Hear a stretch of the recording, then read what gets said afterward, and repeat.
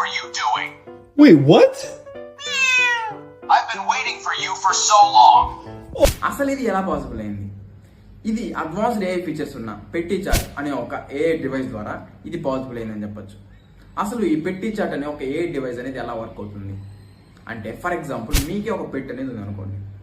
మన పెట్స్ అనేది మనం కరెక్ట్గా అబ్జర్వ్ చేసినట్లయితే ఒక్కొక్కసారి ఒక్కొక్కలాగైతే బిహేవ్ చేస్తూ ఉంటుంది. అంటే ఫర్ సపోజ్ మన పెట్కి కోపంగా ఉంది, ఒకలాగైతే బిహేవ్ చేస్తూ ఉంటుంది. ఆకలిగా ఉంది, ఒకలాగా అయితే బిహేవ్ చేస్తూ ఉంటుంది. ఈ విధంగా ఒక్కొక్కసారి ఒక్కొక్కలాగైతే బిహేవ్ చేస్తూ ఉంటుంది, దాని మూడ్స్ని, దాని ఎమోషన్స్ని బట్టి.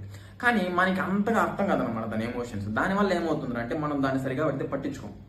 ఓకేనా? కానీ ఈ పెట్టి చాట్ అనే డివైస్ ఏం చేస్తుంది అంటే, మనం ఫస్ట్ మన పెట్టి యొక్క నెక్ బ్యాండ్ లాగా అయితే దాన్ని అటాచ్ చేయాల్సి ఉంటుంది. ఫర్ సపోజ్ మన పెట్కి ఇప్పుడు ఆకలిగా ఉందనుకోండి, ఇప్పుడు ఒక రకమైన సౌండ్స్ అనేది ప్రొడ్యూస్ చేస్తూ ఉంటుంది. ఈ పెట్టి చాట్ అనే డివైస్ ఫస్ట్ ఆ సౌండ్స్ అన్నింటినీ క్యాప్చర్ చేసుకునేసి ఆ డివైస్లో ఉన్న ఏఐకి అయితే పంపిస్తుంది అనమాట.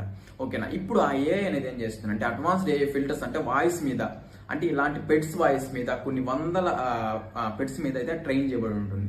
అది ఇప్పుడైతే ప్రాసెస్ చేస్తుంది. ఓకే, ఇది ఏ ఎమోషన్కి రిలేటెడ్గా ఉండొచ్చు.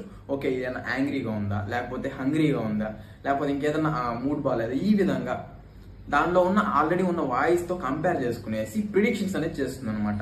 ఫర్ సపోజ్ ఇప్పుడు మన పెట్కి హంగ్రీగా ఉంది కదా, ఈ అట్ ఏ టైం మనకి ఇప్పుడు దానికి ఆ డివైస్కి ఒక మైక్ కూడా ఉంటుంది, స్పీకర్ కూడా ఉంటుంది అనమాట.